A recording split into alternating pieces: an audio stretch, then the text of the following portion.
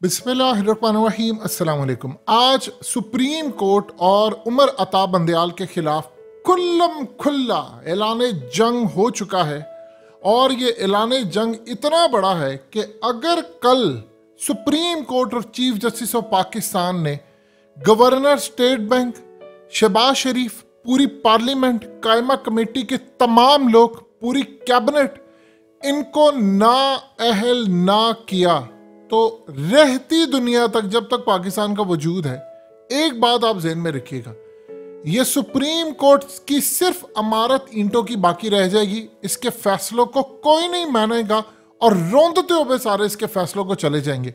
आज आप अंदाजा कीजिए कि स्टेट बैंक ने 21 अरब जारी करने थे, 1400 अरब रुपए इनके पास पड़ा हुआ है। उन्होंने इस 21 अरब को जारी करने की बजाय मामला कायमा कमेटी में चला गया, वजारत खजाना का, और खजाना की कायमा कमेटी से आगे उन्होंने पार्लियामेंट को भिजवा दिया। पार्लियामेंट ने आगे उठाकर सुप्रीम कोर्ट के मुंह पर दे मारा कि बंदयाल तुम जो मर्जी कर लो, जो मर्जी कर लो, हम किसी सूरत एक धेला जारी नहीं करेंगे। जो जंग होती है तो वो जंग कर लो। एक बात आप जहन में रखिएगा, उमर अता बंदयाल अब चुप बैठने वाला नहीं है, ना तो वो चुप बैठेंगे चीफ जस्टिस ऑफ पाकिस्तान। लेकिन एक बात आप जहन में रखिएगा, चीफ जस्टिस ऑफ पाकिस्तान की जो सबसे बड़ी गलती है, उन्होंने इनको बहुत ज्यादा ढील दी। देखिए, जो सबसे बड़ी बात की है वो एतजाज अहसन ने बात की। एतजाज अहसन ने कहा कि उमर अता बंदयाल पर इतना प्रेशर है, इतना प्रेशर है, लेकिन उस प्रेशर को झेल गए। उन्होंने बड़ी कोशिश की, बड़ी आखिरी हद तक कि ये किसी तरह अपने ऊपर आर्टिकल 6 ना लगवाएं। पिछली दफा लग जाना चाहिए था, शहबाज शरीफ नाहल हो जाना चाहिए, लेकिन अब आपने काम किया। आज आपने ये सूरत हाल की, कल को आप शहबाज शरीफ को नाहल करेंगे, पार्लियामेंट कह देगी करारदाद पास की, हम इसके फैसलों को नहीं मानते। सुप्रीम कोर्ट कल को कोई भी फैसला देगी, नहीं मानेंगे। और आज एक बात ज़हन में रख लीजिएगा, अगर कोई काजी फायज ईसा के साथ एक आधा जज रह गया था, आज के बाद वो भी नहीं होगा, क्योंकि उनको पता चल गया है कि कल को हमने चीफ जस्टिस बनना है, कल को हमारे फैसले होंगे, हमने कोई भी फैसला देना है। ये पार्लियामेंट, तो इस पार्लियामेंट की औकात ये है कि पूरी पार्लियामेंट नहीं है, माइनॉरिटी की पार्लियामेंट है, और यहाँ पर जो सबसे बड़ी जमात है वो फारिग हुई पड़ी है।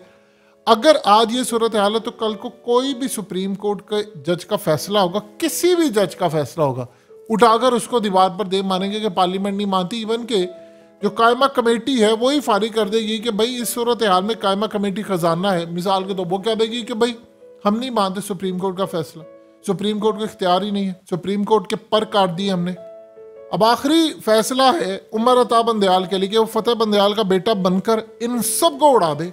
देखिए, चीफ जस्टिस ऑफ पाकिस्तान अगर ये समझ रहे हैं, देखिए असल में तो इनकी औकात कोई नहीं, इनके तो असल में हैंडलर्स हैं, वो सारा कुछ पीछे बैठे हुए कर रहे हैं। जब 75 साल से जिनकी बादशाह इस वक्त, जिनका तख्त खत्म हो रहा है, जिनके पैरों तले ताकत इस वक्त सिरक रही है। सबसे बड़ी प्रॉब्लम इस वक्त उनको आ रही है कि अगर ये इलेक्शन हो जाते हैं तो उसके बाद हालात कंट्रोल से बाहर हो जाएंगे। इन्होंने आगे कू करने का पूरा प्लान किया हुआ है अदालतों पर।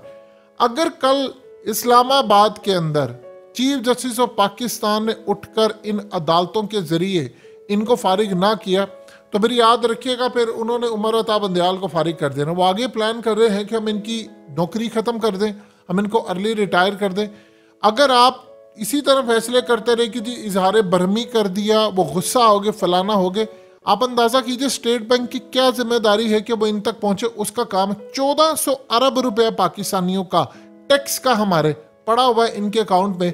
160 अरब इन्होंने जारी किया तरक्याती फंड्स के लिए। आपके पास 21 अरब नहीं, सिर्फ इसलिए कि जो पीछे इनके बैठे हुए हैं वो इनको कह रहे हैं कि लड़ाई में कूद पड़ो। देखिए, जरदारी क्या चाह रहा है, जरदारी चाह रहा है कि शहबाज शरीफ नाहल हो जाए, उसका रास्ता साफ हो जाए, उसके बेटे का वो वजीर आजम के लिए रह जाए। मरियम पहली फारिग है, नवाज शरीफ पहली है, और कोई वजीर आजम बनने का अहल नहीं है। उसके बाद मरियम क्या चाह रही है, वो चाह रही है शहबाज शरीफ नाहल हो जाए, वो फारिग हो जाए, वो तो पहली चाह रही है। उसके बाद कौन रह गया? ये लड़ाई करना चाह रहे हैं शहबाज शरीफ की कुर्बानी। अब इस सूरत हाल के अंदर ये पूरी, असल में शहबाज शरीफ तक अगर ये मामला चीफ जस्टिस ने महदूद रखा तो फिर तो मामला बड़ा खराब है। ये तो खुल्लम खुला ऐलान जंग हो चुका है, इन्होंने क्लियर कह दिया। आज देख रहे हैं इमरान खान ने एक बड़ी जबरदस्त खुशाइन बात की। अल्हम्दुलिल्लाह सोशल मीडिया की आवाज़ उन तक जाती है और उनको पता है। उन्होंने आज क्लियरली कह दिया, उन्होंने कहा जी ये जो मुज़ाकरात अब होने जा रहे हैं मेरे साथ, करें, बिल्कुल करें, लेकिन मैंने सूबाई असम्बली के इलेक्शन पर मुज़ाकरात नहीं करने। इलेक्शन के जो कौमी असम्बली का उस पर बातचीत करें तो बातचीत करने को तैयार है, लेकिन ये जो 90 दिनों से आगे जाएगा तो आइन मुअत्तल है। अब तो कल उमर अता बंदयाल ने फैसला करना है कि आइन तो मुअत्तल हो चुका है पाकिस्तान में।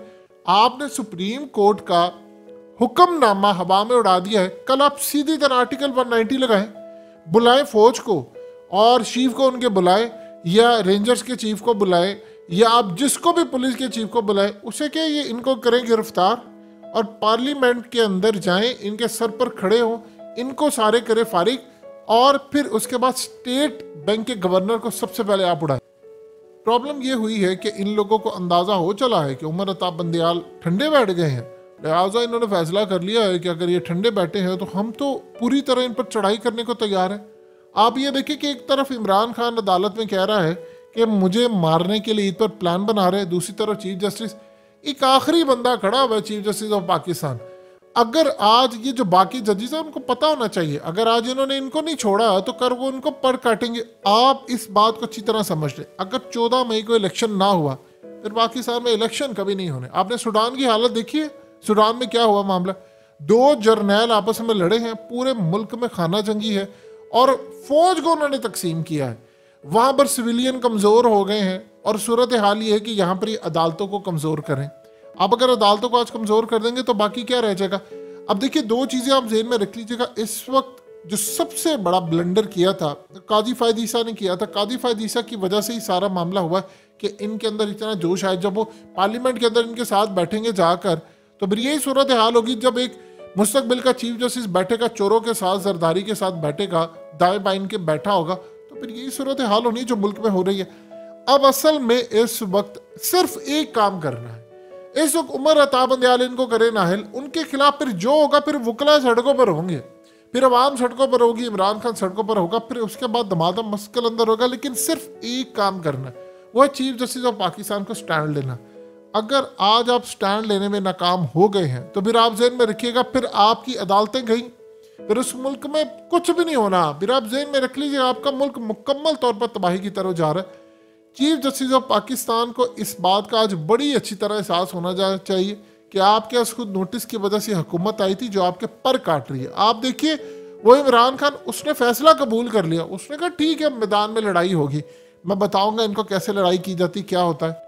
वो लड़ता रहा। एक दफा भी जाकर, एक दफा भी किसी दिन भी इमरान खान ने ये बात कही कि चीफ जस्टिस साहब मैं आपको नहीं छोड़ूंगा, आपके पर काटूंगा, फलाना करूंगा, ये करूंगा। यानी आप इस वक्त अंदाजा कर ले मुल्क की जो सूरत हाल है वो क्लियरली, अब ये लास्ट फेज आ चुका है चीफ जस्टिस ऑफ पाकिस्तान पर कि उन्होंने खड़े होना है या नहीं। अगर तो वो खड़े होने में कामयाब हो जाते हैं तो पूरा पाकिस्तान उनकी बैक पर खड़ा होगा। फिर आप ये मत देखें कि मुल्क में क्या बहरान आता है क्या नहीं। अगर आप नहीं खड़े होते तो इसके बाद याद रखिएगा इन्होंने फिर वो बिल पास करने हैं कि आज के बाद चीफ जस्टिस का फैसला नहीं माना जाएगा, उनको इख्तियार नहीं, जिन्होंने अभी आपके फैसले असल में अब आपको ये लड़ाई की तरफ धकेल रहे हैं और आप कूद पड़े। देखिए अगर आपके पास लड़ाई के अलावा कोई चारा नहीं है तो अपने फैसलों से आप इसको करें। कल फैसला हो जाना चाहिए, कल नाहलियाँ शुरू हो जानी चाहिए, और अगर नाहलियाँ कल से शुरू नहीं होती तो फिर पाकिस्तान को हमेशा हमेशा के लिए आपने 100 साल पीछे धकेल दिया और उसमें फिर अदलिया को लोग जिम्मेदार ठहराएंगे कि आपने फैसला नहीं दिया।